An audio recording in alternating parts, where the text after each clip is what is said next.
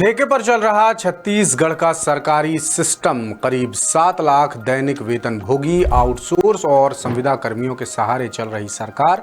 10 सूत्र की पड़ताल, मौजूदा अस्थायी कर्मचारियों को नियमित कर दिया जाए तो आधी रह जाएगी बेरोजगारों की संख्या। रोजगार पोर्टल पर फिलहाल करीब 16 लाख हैं रजिस्टर्ड बेरोजगार। कर्मचारी संगठन लगातार सरकार पर बना रहे दबाव।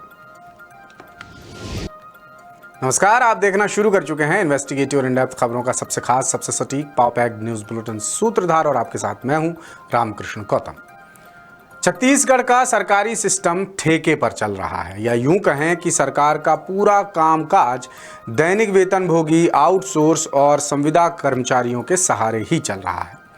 कर्मचारियों के आंदोलन के बाद सरकार ने इस समस्या को सुलझाने के लिए एक कमेटी बनाई थी, लेकिन ये कमेटी भी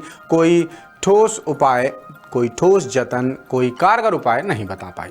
एक तरफ प्रदेश में करीब 16 लाख बेरोजगार हैं और ये आंकड़ा सरकारी है, रोजगार पोर्टल, रोजगार पंजीयन पोर्टल पर दर्ज है ये आंकड़ा 16 लाख बेरोजगार, और दूसरी तरफ 7 लाख दैनिक वेतनभोगी और आउटसोर्स कर्मचारी हैं। ऐसे में सरकार यदि इनको नियमित कर देती है तो बेरोजगारों की संख्या एकदम से आधी हो जाएगी। ये एक कैलकुलेशन है। इन कर्मचारियों को नियमित करने में सरकार के खजाने पर बड़ा बोझ पड़ेगा। शायद यही वजह है कि सरकार ये कदम नहीं उठा पा रही है। दूसरी तरफ कर्मचारी संगठन लगातार सरकार पर दबाव बना रहे हैं, नियमितीकरण की मांग कर रहे हैं, और सरकार भी अब तक इस मामले में कोई खास कदम नहीं उठा पाई है, इसलिए और भी सवाल उठ रहे हैं। पूरा मामला जानने के लिए देखिए रायपुर से हमारे ब्यूरो चीफ अरुण तिवारी की ये खास रिपोर्ट। दैनिक वेतनभोगी, आउटसोर्स और संविदा कर्मियों पर टिका सरकारी सिस्टम। करीब 7 लाख कर्मचारियों को नियमितीकरण का इंतजार। सरकार की कमेटी भी नहीं दे पाई कोई ठोस नतीजा। इनको नियमित कर दिया तो आधे हो जाएंगे बेरोजगार। ये हाले बयां है छत्तीसगढ़ का, जहां सरकारी तंत्र की रीढ़ अब स्थायी कर्मचारी नहीं बल्कि अनियमित और आउटसोर्स कर्मचारी बन चुके हैं। प्रदेश के करीब हर विभाग में स्थायी नियुक्तियों की भारी कमी है, जिसे सालों से ठेका, संविदा और आउटसोर्स सिस्टम के जरिए पूरा किया जा रहा है। मौजूदा हाल ये है कि करीब 7 लाख अनियमित और आउटसोर्स कर्मचारी प्रदेश की प्रशासनिक व्यवस्था को संभाल रहे हैं, जबकि नियमित कर्मचारियों की संख्या 4 लाख के आसपास ही सिमटी हुई है। इसका मतलब ये है कि राज्य की सरकारी व्यवस्था पूरी तरह अस्थायी कर्मचारियों के भरोसे ही चल रही है। स्थायी भर्तियां न होने से सरकार को प्लेसमेंट एजेंसियों पर निर्भर रहना पड़ रहा है। अलग अलग विभागों में आउटसोर्स के जरिए की जा रही भर्तियों से प्रशासनिक कामकाज चल तो रहा है, लेकिन इससे कर्मचारियों के शोषण और असुरक्षा की स्थिति भी लगातार गहराती जा रही है। आंकड़े बताते हैं कि प्रदेश में 1,11,000 से ज्यादा आउटसोर्स कर्मचारी काम कर रहे हैं, जो सरकार के कई अहम कामकाज को अंजाम दे रहे हैं। विभागवार हाल देखें तो सबसे ज्यादा अनियमित कर्मचारी ऊर्जा विभाग और नगरीय प्रशासन एवं विकास विभाग में है।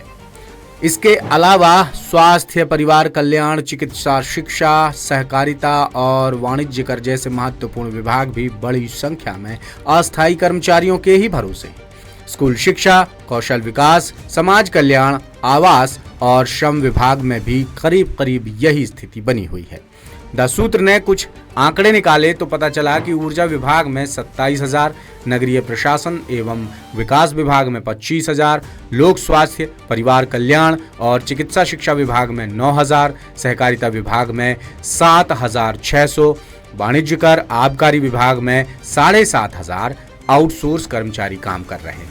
और अगर दूसरे विभाग भी मिला लें तो आउटसोर्स कर्मचारियों की संख्या होती है 14,000। इस संबंध में कर्मचारी मोर्चा लगातार संघर्ष कर रही है। तृतीय वर्ग कर्मचारी संघ के पूर्व प्रदेश अध्यक्ष विजय जैन कहते हैं कि सरकार यदि अनियमित कर्मचारियों का 40% वेतन ही बढ़ा दे तो भी उन्हें नियमित किया जा सकता है।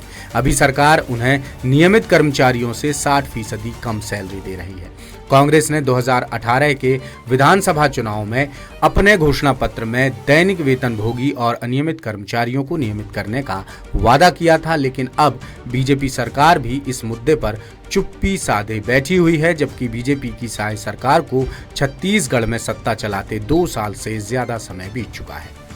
नियमितीकरण के लिए लगातार आंदोलन चल रहे हैं। अनियमित कर्मचारी फेडरेशन के अध्यक्ष गोपाल प्रसाद साहू कहते हैं कि हम राज्य सरकार से मांग करते हैं कि अनियमित कर्मचारियों के नियमितीकरण के मुद्दे पर ठोस फैसला लिया जाए, क्योंकि इसमें सिर्फ कर्मचारियों का ही हित नहीं बल्कि सरकार और सरकारी सिस्टम की भी बड़ी भलाई है। कुल मिलाकर ये मुद्दा अब सरकार के गले की फांस बन चुका है। यदि इस पर जल्द से जल्द कोई फैसला नहीं लिया गया तो कर्मचारियों का आंदोलन और बड़े स्तर पर जा सकता है। सरकार को इस बारे में गंभीरता से विचार करना होगा। हालांकि सरकार से जुड़े लोग कहते हैं कि सरकार कर्मचारी हितैषी है, इसलिए वो उनकी बेहतरी के लिए गंभीरता से काम और विचार कर रही है। इधर अनियमित कर्मचारी लंबे समय से नियमितीकरण की मांग लेकर बैठे हैं। दिसंबर में इस मुद्दे को लेकर पूरे प्रदेश में बड़ा आंदोलन भी हुआ था। आंदोलन के बाद सरकार ने समाधान के लिए एक कमेटी बनाई थी, लेकिन कमेटी की रिपोर्ट और सिफारिशें अब तक धरातल पर नहीं उतर सकी हैं, जिससे कर्मचारियों में खासी नाराजगी है और वो एक बार फिर बड़े आंदोलन की रूपरेखा बना रहे हैं।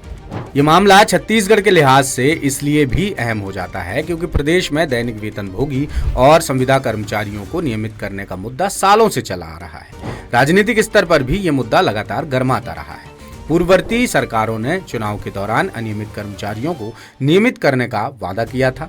इसके लिए एक समिति भी बनाई गई थी, लेकिन सरकार के कार्यकाल के दौरान कोई ठोस फैसला नहीं लिया जा सका। वहीं अब मौजूदा सरकार पर भी आरोप लग रहे हैं कि वो भी कर्मचारियों से जुड़े इतने अहम मसले को टालने का प्रयास कर रही है। तो ये था छत्तीसगढ़ का सूत्रधार। उम्मीद करते हैं एपिसोड आपको पसंद आया होगा। आउटसोर्स, संविदा और दैनिक वेतन भोगी कर्मचारी यानी अस्थायी कर्मचारियों को सरकार से बड़ी आस है, क्योंकि सरकारी सिस्टम भी इस समय ढर्रे पर चल रहा है, ठेके पर चल रहा है। तो मांग है कर्मचारी संगठनों की कि इस बात के मद्देनज़र कि आपके रोजगार पोर्टल पर ही 16 लाख बेरोजगार दर्ज हैं करीब, तो आप इन कर्मचारियों को नियमित करके सरकारी सिस्टम की चाल ढाल क्यों नहीं सुधार सकते। तो देखते हैं सरकार कोई कदम उठाती है या नहीं छत्तीसगढ़ के सूत्रधार में। बस इतना ही। उम्मीद करते हैं ये एपिसोड आपको पसंद आया होगा। जाने का वक्त आ गया है, लेकिन उससे पहले आपसे एक ही गुजारिश, हमारी वेबसाइट www.thesutra.com ज़रूर विजिट कीजिए। अगर आपने अब तक हमारा YouTube चैनल सब्सक्राइब नहीं किया है तो ज़रूर सब्सक्राइब कीजिए, ताकि आप समय पर ताज़ा तरीन, पक्की, सच्ची और सटीक खबरें पा सकें। बुलेटिन के आखिर में देखिए देश और प्रदेश की बाकी खास खबरें। मुझे दीजिए इजाज़त। नमस्कार, शुभ रात्रि। ब्रिटेन में किंग चार्ल्स के भाई एंड्रू को गिरफ्तार कर लिया गया है। उन्हें सार्वजनिक पद पर रहते हुए गलत बर्ताव के शक में पकड़ा गया। बीबीसी की रिपोर्ट के मुताबिक पुलिस ने उन्हें गुरुवार सुबह करीब 8 बजे सैंडरिघम से उनके घर में हिरासत में लिया। बता दें कि एंड्रू का आज ही जन्मदिन है। दरअसल एप्स्टीन मामले में पीड़िता रही एक लड़की ने आरोप लगाया था कि 2001 में जब वो 17 साल की थी तब प्रिंस एंड्रू ने उनका यौन शोषण किया। हालांकि एंड्रू ने इन सभी आरोपों को खारिज कर दिया था, लेकिन लड़की की 2025 में मौत हो गई। इसके बाद उसे आत्महत्या बताया गया। देश के कई राज्यों में मौसम का मिजाज बदल गया है। मध्य प्रदेश में पिछले 12 घंटों के दौरान भोपाल, इंदौर, ग्वालियर और उज्जैन समेत 20 से ज्यादा जिलों में गरज चमक के साथ बौछारें पड़ी हैं, जिससे ठिठुरन बढ़ गई है। राजस्थान के 11 जिलों में तेज आंधी बारिश को लेकर ऑरेंज अलर्ट जारी किया गया है। एक दिन पहले 11 से ज्यादा जिलों में दिन भर रुक रुक कर बारिश होती रही। राजधानी जयपुर के MSM अस्पताल के ट्रॉमा सेंटर में पानी भर गया, इससे कई ऑपरेशन टल गए। 4 जिलों में ओले भी गिरे हैं। हरियाणा के हिसार समेत कई जिलों में 40 से 60 किलोमीटर प्रति घंटे की रफ्तार से हवाएं भी चली हैं और ओले गिरने की चेतावनी जारी की गई है। राज्य के भिवानी और रेवाड़ी में बुधवार दोपहर को हल्की बूंदाबांदी के साथ ओले गिरे। सुप्रीम कोर्ट ने गुरुवार को फ्री ब्रीज कल्चर पर कहा है कि अगर सरकार लोगों को सुबह से शाम तक फ्री खाना, गैस और बिजली देती रहेगी तो लोग काम क्यों करेंगे। ऐसे तो काम करने की आदत खत्म हो जाएगी। सरकार को रोजगार देने पर फोकस करना चाहिए। कोर्ट ने कहा कि गरीबों की मदद करना समझ में आता है, लेकिन बिना फर्क किए सबको मुफ्त सुविधा देना सही नहीं है। सुप्रीम कोर्ट ने टिप्पणी Tamil Nadu power distribution corporation limited की याचिका पर सुनवाई करते हुए की। इसमें कंज्यूमर्स की फाइनेंशियल हालत की परवाह किए बिना सभी को फ्री बिजली देने का प्रस्ताव था। श्री महाकालेश्वर मंदिर में भस्म आरती की तरह अब संध्या आरती और शयन आरती दर्शन के लिए भी ऑनलाइन बुकिंग होगी। भक्तों को दोनों के लिए 250 रुपए प्रति व्यक्ति चुकाने होंगे। मंदिर समिति ने व्यवस्था गुरुवार से शुरू कर दी है, जबकि शुल्क नहीं देने वाले भक्तों को चलती दर्शन करने होंगे। संध्या आरती और रात में होने वाली शयन आरती में भक्तों की उमड़ने वाली भीड़ को देखते हुए महाकाल मंदिर प्रबंधन समिति ने यह फैसला किया है। मंदिर में रोज लगभग 1200 श्रद्धालुओं को ऑनलाइन भस्म आरती प्रवेश दिया जाता है।